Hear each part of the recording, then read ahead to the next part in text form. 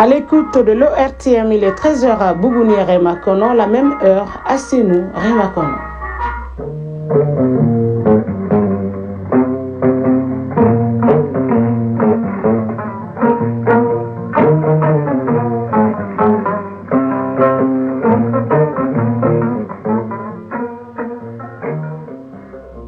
Le journal. Aïssata Saliou Maïga.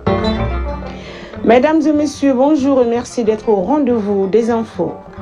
Pour réduire les cas d'accident pendant la fête de fin d'année, une équipe de l'Agence nationale de la sécurité routière à Nazer, appuyée par la gendarmerie, était sur la route de Sikasso pour expliquer aux usagers l'importance du code de la route. Cet exercice a pour but de sauver des vies. Fin de formation à Bougouni de 868 nouvelles recrues du contingent 2023, deuxième vague. Ces jeunes soldats sont désormais prêts à relever les défis sécuritaires auxquels fait face l'espace AES. Dans la page sport, on parlera de la troisième journée des matchs de poule football CAN Maroc 2025 qui prend fin aujourd'hui, et puis les nôtres affronteront la Tunisie le samedi en huitième de finale.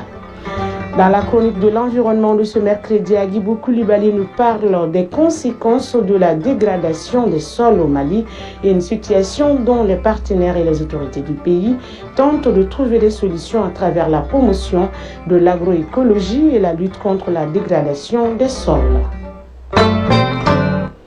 Mesdames et messieurs, une fois de plus, bonjour et merci de votre constante fidélité au programme de l'ERTM. Je vous le disais à l'instant dans les titres, comment réduire les cas d'accident à l'approche de la fête de fin d'année. L'Agence nationale de la sécurité routière met l'accent sur la sensibilisation et l'information des usagers et il s'agit de les expliquer l'importance du respect du code de la route afin de sauver des vies. L'équipe de la Nazer, appuyée par la gendarmerie, était sur la route de Sikasso pour cet exercice. Le constat avec Bokari Koulibaly. Au front et en première ligne contre les accidents de la circulation, la Nazer renforce la riposte à l'approche des fêtes de fin d'année. Sur les grandes artères du pays, les équipes multiplient les actions de sensibilisation et de contrôle. Nous sommes sur la route de Ségou, un axe stratégique à forte fréquentation, tristement réputé pour son taux élevé d'accidents. Une mission de veille menée conjointement avec la gendarmerie nationale. Issa Bakari Traoré, directeur général adjoint de la Nazer. Depuis le 28 de ce mois, la Nazer s'est carrément dégarnie de tous les agents qui sont sur les différents réseaux routiers en République du Mali, que ce soit ici, tous les axes pénétrant les grandes villes comme Bamako, y compris les capitales régionales. Nous avons déployé vraiment des agents qui sont en train de faire ce travail-là en vue de sensibiliser et éduquer également tous les usagers de la route. Excès de vitesse, surcharge, non-port de la ceinture de sécurité, le constat est sans appel. Des véhicules particuliers ou transports en commun, aucun engin n'échappe au contrôle rigoureux des agents. Une opération saluée par les passagers et les transporteurs conscients des enjeux de sécurité. Omar Maïga, usager. C'est une initiative très bonne, mais qui ne doit pas s'arrêter seulement aux veilles de fête. Parce qu'en dehors des veilles de fête, la circulation reste. Vraiment, la route tue. Et la route tue par la faute des hommes. Donc il faut vraiment sensibiliser les hommes par rapport à ça. Bakari Boiré, chauffeur de bus. Les passagers et leurs bagages ne doivent pas être transportés ensemble dans un même véhicule. La surcharge constitue également une infraction. Nous prenons bonne note de ces recommandations. À l'orée du nouvel an, un seul mot d'ordre, prudence. Un message répété par la Nazer qui appelle les usagers de la route à la responsabilité pour des fêtes sans drame. Issa Bakari Traoré, directeur général adjoint de la Nazer. Je voudrais inviter l'ensemble des Maliens à plus de prudence et de responsabilité. C'est vrai qu'il est bien de fêter, mais il ne faudrait pas également fêter dans un drame. Respecter scrupuleusement le code de la route, c'est également respecter et préserver sa vie et puis celle des autres. Et l'offensive se poursuit. Dans les jours à venir, la Nazer annonce une série d'actions d'envergure à Bamako.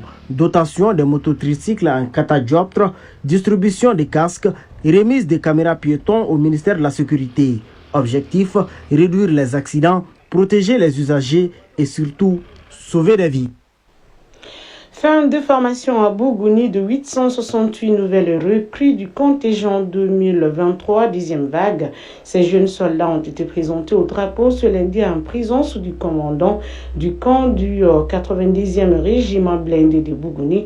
Lors de cette cérémonie de sortie, ces recrues ont procédé à plusieurs démonstrations. Le reportage à Abdul Karim Konaté et Djibril Bagayogo depuis Bougouni. Cette cérémonie de présentation au drapeau marque la fin de la formation commune de base de 868 recrues du contingent 2023 deuxième vague.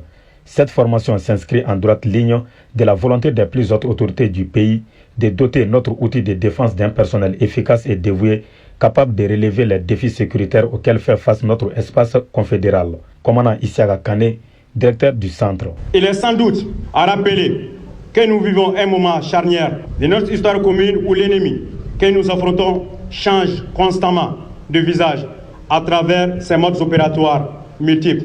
Il mène une guerre asymétrique faite d'embuscades, de ruses et de mobilité. C'est fort de cette réalité amère que les plus hautes autorités ont accordé une attention particulière à cette formation commune de base. Lors de cette cérémonie, ces jeunes recrues ont procédé à plusieurs démonstrations, notamment le démontage et le remontage du PM avec les yeux bandés, démonstrations en tactique, quelques prises en close combat entre autres. Lieutenant-colonel Serou Traoré, commandant du camp du 92e régiment blindé de Bougouni. Après 5 mois d'efforts intenses et de privations, ces jeunes soldats sont à présent aptes à servir la nation. Cela a été rendu possible grâce au personnel d'encadrement. J'exprime toute ma gratitude pour votre professionnalisme et votre accompagnement tout au long de cette formation. Draman Diakté, directeur de cabinet du gouverneur de la région de Bougouni. Qui parle d'une armée performante, parle de ressources humaines de qualité. Nous avons un sentiment de satisfaction à travers ce que nous avons vu comme démonstration. La remise d'attestation aux 3 premières recrues et leurs encadreurs et le défilé militaire visant à célébrer l'effort de ces jeunes recrues ont mis fin à cette cérémonie de sortie. Bougouni, Abdul Karim Konaté, Djibril Bagayogo pour l'ORTM. Le budget prévisionnel pour 2026 de l'École supérieure de journalisme et des sciences de la communication est estimé à plus de 662 millions de francs CFA contre un peu plus de 590 millions au titre de cette année qui s'achève. Ce budget était soumis à l'approbation des administrateurs à la faveur de la 9e session ordinaire de l'établissement tenue ce mercredi. Tiamoko Konaté pour les détails. 2025, une année de contraintes budgétaires à l'ESJSC, l'École supérieure de journalisme et des sciences de la communication. Un état de fait ayant eu une répercussion sur le démarrage des activités. Toutefois, l'établissement a résisté dans la mise en œuvre de son programme qui a atteint un niveau satisfaisant. À titre d'illustration, 42 activités ont été réalisées sur 53 prévues. Une note d'espoir pour le directeur général qui a dressé le panorama des acquis au titre de l'année qui s'achève. Abouakar Maïga, directeur général de l'ESJSC. Les cours et les évaluations au titre de l'année académique 2024-2025 ont été exécutés conformément au calendrier préétabli. Les congés estudiantins ont lié aux périodes expirées, tandis que les enseignants ont bénéficié de leurs vacances, pendant que les concours d'entrée à l'ESJSC pour la nouvelle année universitaire se déroulaient avec succès. Il est prépondérant de citer la réalisation de la notice environnementale et l'étude des dangers liés aux activités aéroportières dans le cadre de la constitution du dossier d'acquisition de la parcelle destinée à accueillir les nouveaux sièges de l'ESJSC. Parallèlement, l'ESJSC a enregistré l'arrivée de 7 nouveaux enseignants-chercheurs, dont 2 femmes et 5 maîtres assistants. Une dynamique qui, selon le directeur général Maïga, sera renforcée courant 2026 pour permettre à l'École supérieure de journalisme et des sciences de la communication de garder sa réputation. Koulibaly Fantanja Isila, présidente du conseil d'administration. Ces résultats ne doivent cependant pas nous conduire à l'autosatisfaction. Ils doivent plutôt nous engager à aller plus loin. La poursuite des recrutements, la formation aux outils pédagogiques numériques, ainsi que la numérisation des moyens de paiement des frais d'inscription et de formation sont aussi des actions qui vont dans le sens d'une professionnalisation accrue de l'école de journalisme et des sciences de la communication. Les perspectives pour 2026 s'annoncent donc alléchantes et nécessitent une revue à la hausse du budget qui passe de plus de 590 millions à plus de 662 millions de francs CFA, soit une augmentation de 10%, un montant dont une partie sera consacrée à la réalisation d'installations solaires pour améliorer la fourniture d'électricité au sein de l'établissement. Les travaux de la 14e session du comité de pilotage du FAFE s'y sont tenus ce mardi. L'objectif est de proposer de nouvelles pistes pour plus de performances. Pour l'année 2026, l'accent sera mis sur la stratégie de communication et la mobilisation des ressources afin d'offrir un cadre pour l'amélioration des conditions et le bien-être des femmes et des enfants. Inaba. Cette 14e session du comité de pilotage s'inscrit dans la dynamique de relance des activités de la cellule technique du Fonds d'appui à l'autonomisation de la femme et à l'épanouissement de l'enfant. Cette session coïncide avec le 10e anniversaire de l'opérationnalisation du CT-FAFE. C'est la raison pour laquelle l'accent est mis sur la stratégie de communication, la mobilisation des ressources et les perspectives pour l'année 2026. Aïchatou Konaté, directrice par intérim de la cellule technique du FAFE. Nous avons des activités qui sont prévues sur nos 4 objectifs. Le premier objectif concerne l'amélioration des conditions de vie de la femme. Ça concerne les accompagnements des activités génératrices de revenus, les activités promotionnelles de nos cibles. Le deuxième objectif concerne le renforcement des capacités et le leadership de la femme, et nous avons des activités qui sont transversales concernant le suivi et évaluation de toutes les activités réalisées par le FAFE. L'exercice consiste à valider les documents relatifs aux conditions d'accès aux fonds, notamment les dossiers de financement. Des mesures seront aussi prises pour éviter les multiples financements des bénéficiaires et faire le suivi des fonds alloués. Dr Ndouré Kadiatou Sanogo, conseillère technique en charge du développement et de l'autonomisation de la femme.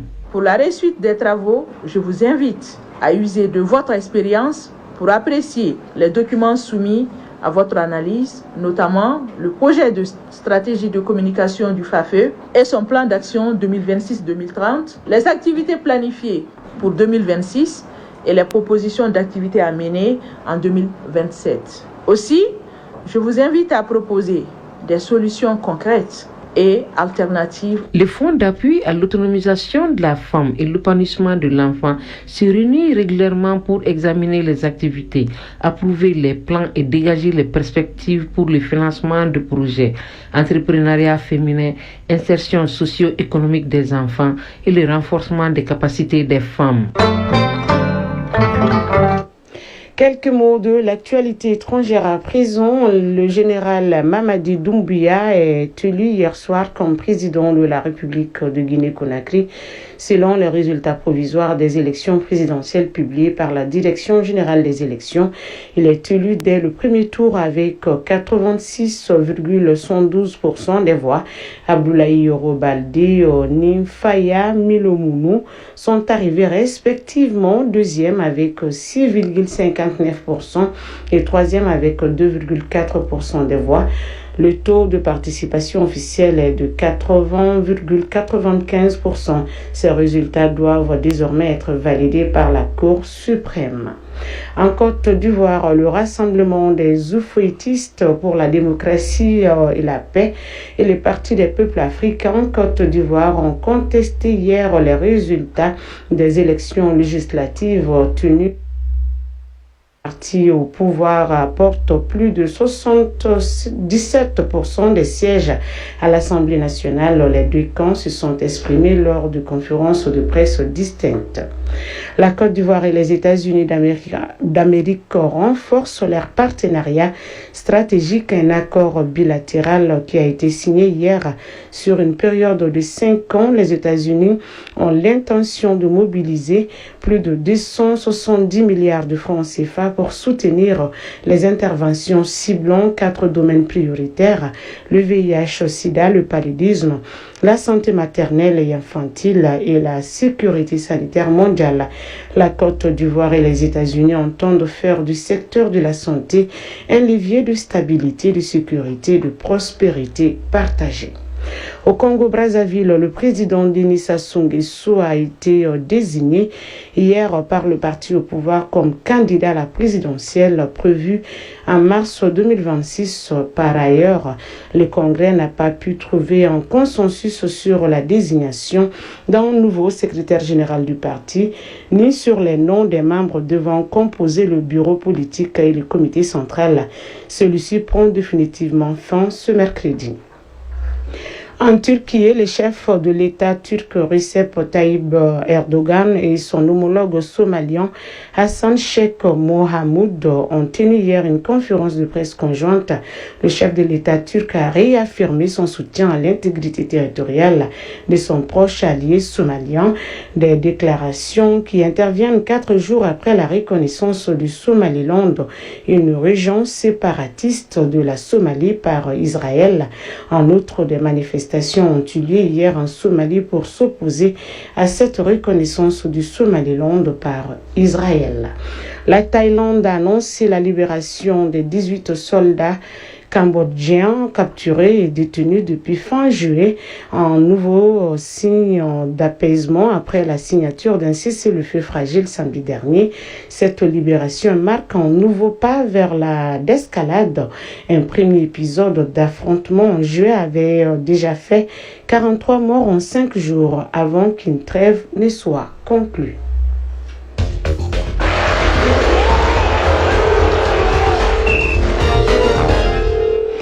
L'actualité sportive du jour, c'est avec vous, Ari Dumatina. Bonjour. Bonjour, salut Aïssata Maïga. Football CAN Maroc 2025, la 3e journée des matchs de poule prend fin aujourd'hui. Oui, la 35e édition de la grande messe du football continental amorce son dernier virage. Au niveau des rencontres de poule, c'est là à la faveur de la 3e journée des matchs de groupe qui s'achève ce soir. Ainsi, en simultané, dans le groupe E à 16h, le Soudan joue contre le Burkina Faso. Au même moment, la Guinée équatoriale sera face à l'Algérie. Dans ces groupes, l'Algérie avec 6 points est assurée de finir en tête. À suivre d'ailleurs ce match à partir de 16h en direct et en intégralité sur ORTM 1. Il s'agit de l'affiche Soudan-Burkina Faso. Une rencontre à suivre bien évidemment sur la chaîne 2. Et à 19h, il y aura les rencontres du groupe F. Ainsi, le Mozambique sera face au Cameroun et le Gabon sans son attaquant virette Pierre-Emerick Aubameyang, déjà rentré dans son club en France, l'Olympique de Marseille, affronte la Côte d'Ivoire. À suivre ce match de 19h. Gabon-Côte d'Ivoire, cette fois-ci sur ORTM 2 et ainsi que sur la chaîne 2. Parlons des Aigles du Mali. Ils connaissent désormais leur adversaire des 8e de finale, à savoir la Tunisie.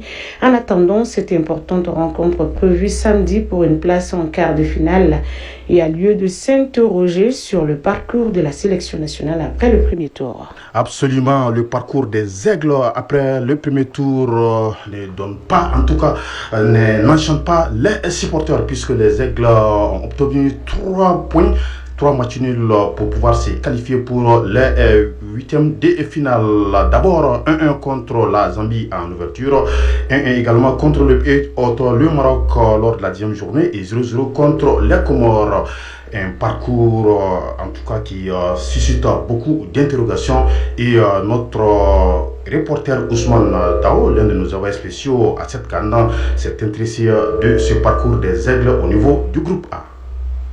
Frustration, c'est le mot à mettre sur la prestation des Aigles pour leur 3e sortie à la CAN face aux Comores. Tant ils n'ont pas été là dans le jeu, car les attentes étaient grandes, les optimistes diront que l'essentiel est préservé avec le ticket pour les 8e de finale, ce qui était l'objectif de ce premier tour. Cependant, la prestation d'ensemble de ce premier tour est en deçà du talent du groupe qui a soufflé le chaud contre la Zambie et les Comores et le froid contre le Maroc, où on a vu une équipe malienne engagée, inspirée, qui a fait douter les Lions de l'Atlas. Au sortir des 3 matchs, c'est 3 nuls, 2 buts marqués, dont un penalty et 2 encaissés. Sur la pelouse, le Mali ronronne dans le jeu, se perdant souvent dans des passes interminables comme un tourbillon à n'en pas finir, des cadres qui ne sont pas au mieux de leur forme et le sélectionneur qui tâtonne dans ses choix. La preuve, après la première rencontre, chaque fois au moins 4 changements dans le 11 de départ, comme si la phase finale était un repère pour lui de trouver la bonne formule. Une chose est sûre, le temps des choix douteux ne sera plus d'actualité car c'est la phase à élimination directe qui commence et sans identité de jeu et sans élever leur meilleur niveau de jeu, rien ne sera encore facile aux aigles. Surtout que le niveau va monter d'un cran, donc plus de place au doute avec des prestations en dents de scie, comme la météo imprévisible n'auront plus leur place. Ils urgent de se remobiliser, se parler en face sans faux fiant, en faisant confiance aux joueurs à 100% de toutes leurs capacités, décider de se battre pour faire rayonner le drapeau malien afin que cette 35e édition ne soit pas un fiasco. La qualification pour les quarts de finale passera par là, tout en rendant fier le peuple malien qui est toujours derrière eux dans les bons et mauvais coups, quitte aux aigles de comprendre pour rester dans le ciel marocain. Casablanca, Ousmane Daou, Isaac Chenou, Tayeb Adjaouyakwe, Oumar Kongota Traoré, Saïd Mohamed Lamine Diarra pour l'ORTN.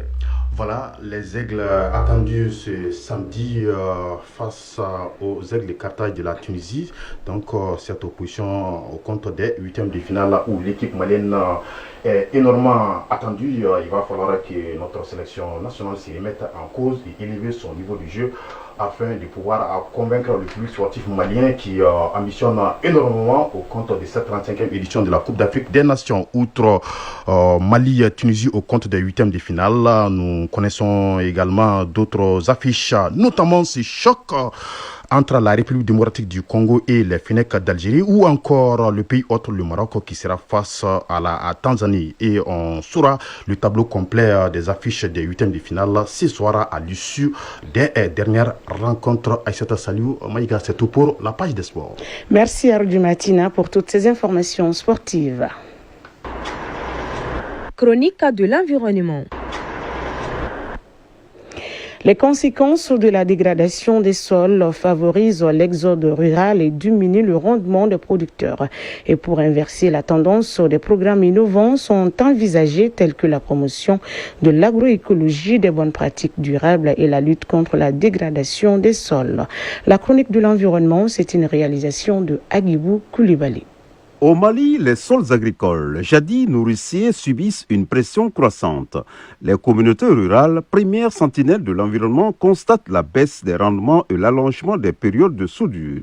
Dr Karonga Keita, directeur régional pour les pays du Sahel, Wetland International, Bureau du Sahel. Les conséquences de la dégradation des sols sur les communautés rurales sont très nombreuses. D'abord, la dégradation des sols fait baisser les rendements à l'hectare. Cela a pour conséquence qu'il faut plus de superficie agricole pour les mêmes quantités, voire moins de production agricole. Et socialement, les terres arables aussi ne suffiront plus pour les familles, notamment les familles nombreuses, avec pour conséquence la tendance ou la tentation vers l'exode rural. Toumani Goïta, directeur régional de l'agriculture de Badjangara. La dégradation des sols est une réalité inéluctable. Sur le plan social, elle conduit à des dislocations de familles à cause de manque de nourriture, par suite des baisses de rendement. Les scientifiques et agronomes alertent sur l'érosion, la perte de fertilité et l'avancée de la désertification aggravée par les changements climatiques.